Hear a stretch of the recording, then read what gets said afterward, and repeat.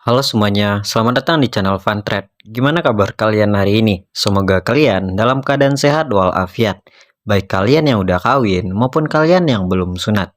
Baiklah, tanpa banyak ngecek di awal, kita langsung saja ke alur cerita filmnya. Huba, huba, huba, ha.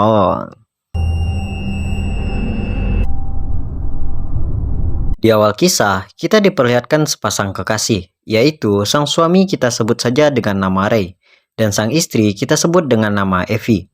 Mereka terlihat sedang bertengkar. Mereka bertengkar karena kekacauan yang disebabkan oleh Ray di rumah orang tua Evie. Di sini, Evie merasa Ray telah berubah sangat jauh dan tidak seperti yang dulu dia kenal. Beruntung, pertengkaran mereka dihentikan oleh anak mereka, yang kita sebut saja dengan nama Anna.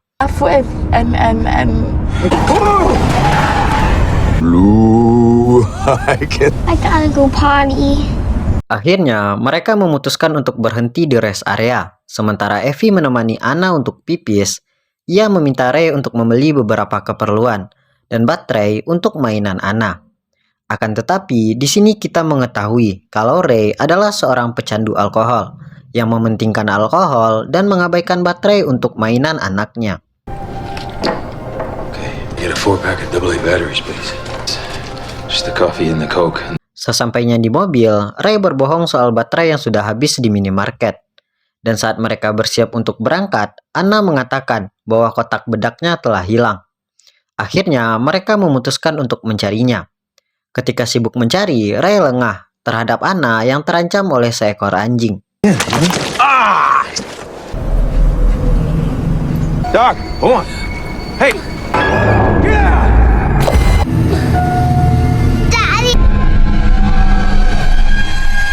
Mereka berdua akhirnya jatuh ke dalam sebuah bangunan yang belum selesai. Beruntung, mereka berdua masih selamat, dan kemudian datanglah istri Ray. Meskipun sekujur badan Anna mengalami rasa sakit, tetapi Anna masih bisa dibawa untuk ke rumah sakit. Akhirnya, tanpa berlama-lama, Ray langsung membawa Anna ke rumah sakit. She's okay. I don't think so. Nice and slow. Don't hurt me.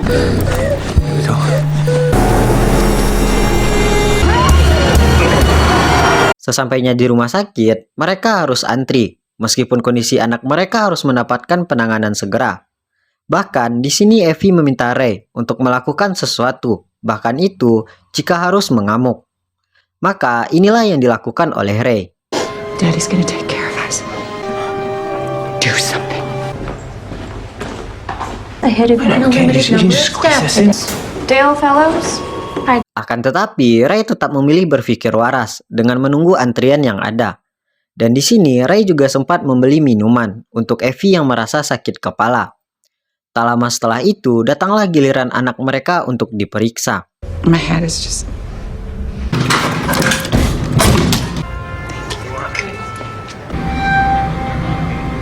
Akan tetapi, sebelum pemeriksaan dilakukan, mereka harus menjawab pertanyaan dari petugas rumah sakit. Mulai dari data diri hingga pembayaran asuransi kesehatan keluarga, dan juga beberapa pertanyaan penting lainnya. Akan tetapi, mereka tetap tidak bisa mendapatkan penanganan segera, karena rumah sakit tersebut tidak masuk dalam tanggungan asuransi kesehatan milik Ray. Your insurance records show a prior... Oh, I think. We don't take your type of medical insurance here. This was an accident at a construction site. I will have to check. Setelah diurus, akhirnya Anna diizinkan untuk diperiksa oleh dokter dengan pembayaran secara umum. You didn't see her, but we're gonna buy another one. Everything's fine, Mr. Monroe. You're good to go. Hey, is this Perry? Yes. We'll get you Anna diberikan beberapa pertanyaan, mulai di mana dia terjatuh dan apa yang terjadi saat kejadian. Kemudian, dokter pun memeriksa kondisi tubuh Anna. I see it now, yes. Perry and I fell. well, you let me know. Deal? And Grandpa for Thanksgiving. You did. Setelah diperiksa, ternyata terjadi pendarahan cukup serius pada otak Anna. Meskipun dia terlihat baik-baik saja di luar, namun hal itu bisa menyebabkan kejang hingga koma pada Anna. Akhirnya, Ray memutuskan untuk melanjutkan pengobatan, meskipun harus dengan biaya yang cukup mahal. Brain, what we would call a subdural. For my family, so you do what you have. Shall I take a look? It's nothing but the... Setelah itu, pihak rumah sakit mulai melakukan pemeriksaan yang lebih teliti pada kondisi tubuh Anna. Dan di sini hanya dibolehkan satu anggota keluarga yang masuk. Akhirnya, Effie lah yang menemani Anna untuk diperiksa. Sementara Ray pergi mencari motel untuk menginap. For being the #1 patient of the day. I'll wait right here for you when you get out. Okay. Bukannya mencari motel, Ray justru tertidur di kursi rumah sakit dan terbangun karena mengigau. Kemudian Ray menuju ke bagian resepsionis untuk menanyakan apakah pengecekan anaknya telah selesai. Akan tetapi petugas itu tidak mengetahuinya dan menyuruh Ray untuk menunggu saja. Hey, buddy, you alright? You were talking in your sleep. My daughter, Perry Monroe, she went for a cat. That information here. It's been hours. I understand, but he would have passed his cases to the other. Di saat Ray sedang menunggu, ada seorang wanita berbicara kepadanya, dan hal itu membuatnya menjadi merasa panik. Kemudian, Ray kembali menanyakan kondisi anaknya pada petugas. Akan tetapi, petugas masih belum memiliki informasi tentang anaknya tersebut. Wait. It would all be in the system by now, but I'm not. That you told me that. Sir, there's no need. Setelah didesak oleh Ray, petugas itu tetap mengatakan bahwa tidak ada pasien atas nama anaknya di daftar nama pasien di rumah sakit tersebut. Bahkan, tidak ada nama dokter dan perawat yang sebelumnya merawat anak Ray. Merasa kesal, akhirnya Ray memaksa petugas itu untuk mencari tahu. I'm sorry, sir. There hasn't been a scan since. Alangkah terkejutnya kita. Ternyata tetap saja tidak ada anaknya di rumah sakit tersebut. Hal itu membuat Ray semakin panik dan memutuskan untuk masuk ke dalam ruangan khusus pasien walaupun dilarang oleh petugas. Karena hal itu, Ray langsung dikejar dan diamankan oleh petugas keamanan. Beruntung, di sana ada dokter yang mengamankan dan memutuskan untuk memeriksa data anak Ray kembali di daftar pasien. MONROE. Here. Dan hasilnya sama saja, tidak ada nama anaknya di daftar pasien. Bahkan, Ray juga melihat suster yang sebelumnya menangani anaknya. Akan tetapi, suster itu mengatakan bahwa Ray adalah pasien cedera kepala, dan dia tidak ada membawa anaknya ke rumah sakit itu. Ray pun langsung mengamuk dan diamankan oleh pihak rumah sakit. Sorry. It's just Saat dikurung di suatu ruangan, Ray berusaha agar tetap sadar, yaitu dengan cara menyuntikkan adrenalin, agar dia tetap sadar dari efek bius yang disuntikan oleh dokter sebelumnya.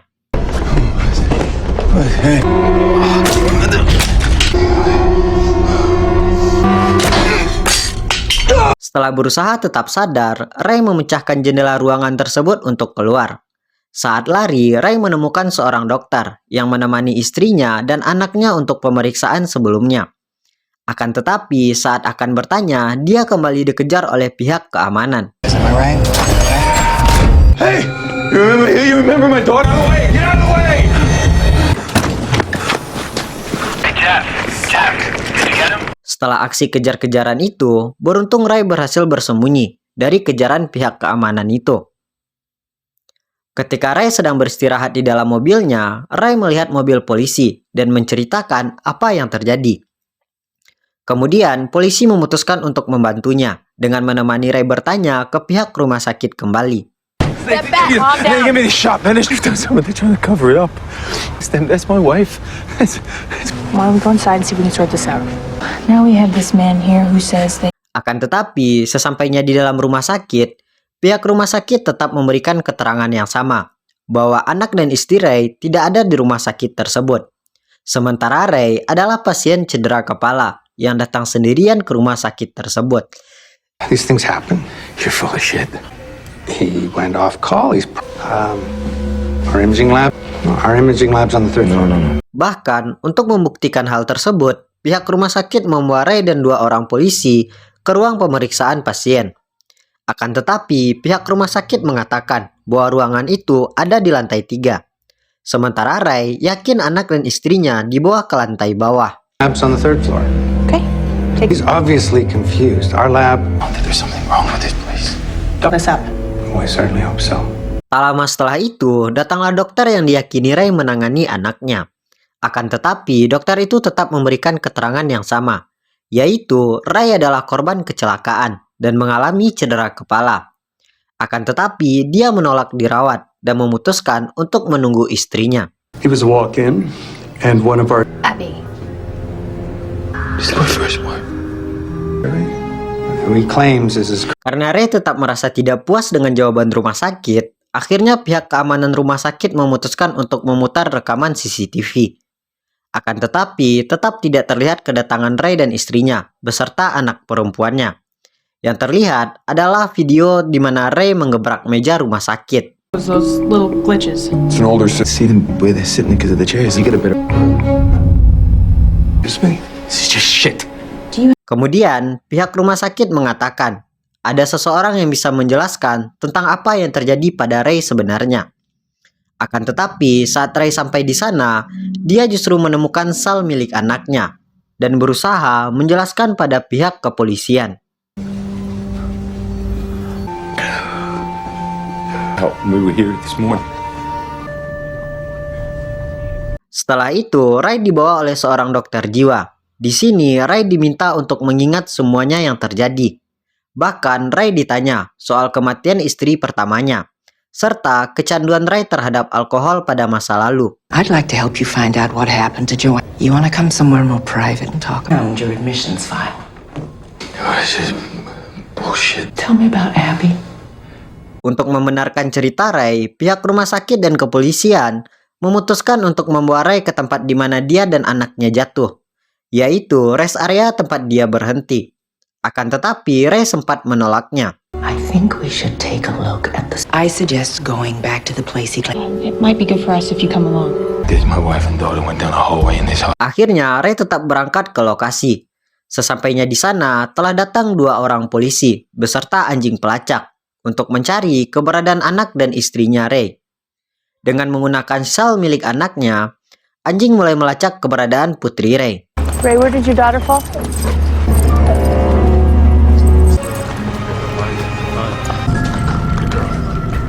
Tak lama setelah itu, polisi menemukan kotak bedak milik Anna. Akan tetapi, di balik itu ada darah yang sangat banyak. Ray mengatakan bahwa itu adalah darahnya. Akan tetapi, pihak kepolisian menganggap itu darah milik anak Ray. Karena tidak mungkin dengan luka Ray yang kecil, dia memiliki darah yang sebanyak itu. That's way too much blood. Really? Officer, just give us what happened before. Kemudian, Ray menjadi tidak karuan, dan semua ceritanya mulai tidak masuk akal. Keterangannya pun dianggap hanya karangan oleh dokter kejiwaan dari pihak rumah sakit tersebut. Are you sure there was a dog? Perry didn't fall. Berdasarkan kesimpulan dokter kejiwaan itu, Ray mengalami trauma. Dan dia adalah pelaku yang membunuh anak dan istrinya karena mengalami emosi. Akan tetapi, Ray mengalami masalah kejiwaan dengan mengarang kenyataan sesuai pikiran dan rasa traumanya. And can sometimes create an opera Perry and Joanne. Dan saat Ray akan diinterogasi, dia melihat anjing yang sebelumnya mengejar anaknya. Ray kembali yakin dengan ingatannya dan langsung menyandera dokter kejiwaan tersebut. Don't move. No, Ray! Everybody up. Everybody up. So who are you to me? Setelah mengurung para polisi dan dokter itu, Ray memutuskan untuk kembali ke rumah sakit dan membawa kartu akses milik dokter kejiwaan itu.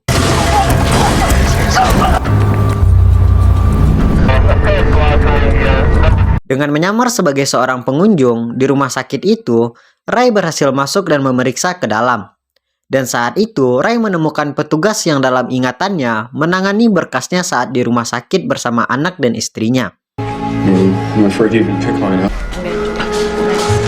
Di saat bersembunyi itu, Ray mengalami flashback, di mana di saat kecelakaan istri pertamanya. Dan terlihat istrinya mengalami kematian, beserta bayi yang dikandungnya. Sorry, Mr. Monroe. They're gone. Selanjutnya, Ray menyamar menjadi seorang dokter. Saat mencari di lorong rumah sakit, dia menemukan seorang pasien yang pernah dia temui sebelumnya. Dan Ray juga melihat dokter yang sebelumnya mengatakan bahwa Ray mengalami cedera kepala. Kemudian, Ray mengikutinya. Sign in, please. Saat Ray bingung bagaimana mendapatkan kunci menuju lantai bawah, Ray langsung menyandera pihak keamanan rumah sakit. Akan tetapi, pihak keamanan itu melakukan perlawanan dan mereka pun terlibat perkelahian.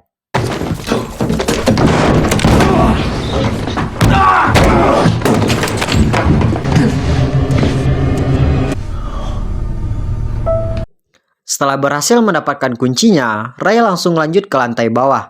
Dan di sana dia menemukan boneka yang diberikan pihak rumah sakit kepada anaknya sebelumnya.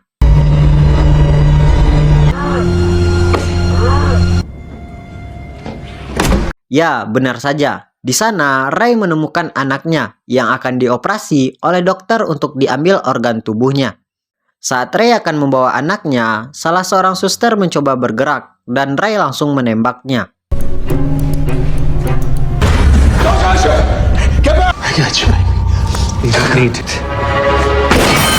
Akan tetapi, Ray berhasil ditangkap dan saat mereka akan membius Ray, inilah yang terjadi.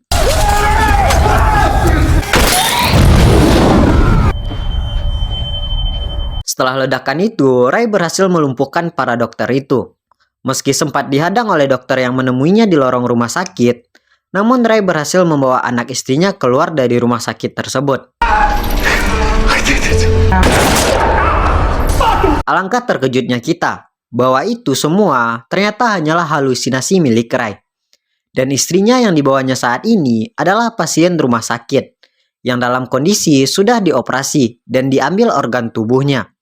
Sementara itu, anak dan istrinya tidak pernah dibawa olehnya ke rumah sakit tersebut. Diketahui, Ray ini mengalami penyakit kejiwaan karena rasa trauma pada masa lalunya, di mana hal itu membuat Ray mengalami halusinasi, termasuk tentang anak dan istrinya, di mana sebenarnya anak Ray tewas saat jatuh itu, sementara istrinya mati di tangan Ray sendiri. Dan mayat mereka disimpan di dalam mobil oleh Ray itu sendiri. Dan akhirnya film pun tamat. Deeply